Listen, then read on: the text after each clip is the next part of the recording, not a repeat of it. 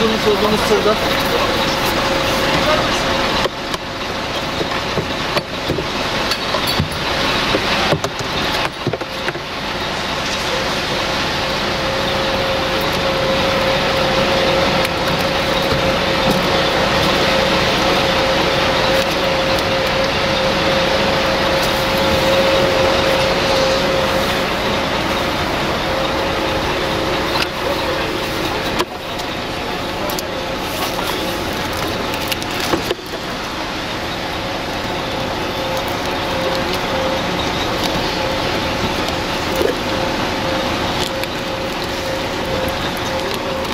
renk ve görünüm itibariyle uyuşturucu maddelerden eroin maddesi olduğu değerlendirilen madde.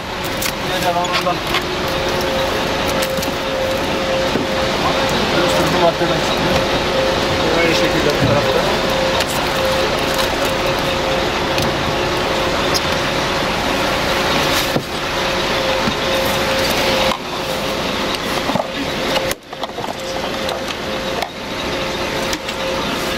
Şu şekilde uyuşturucu maddelerden renk ve görünüm itibariyle eroin maddesi olduğu değerlendirilen madde.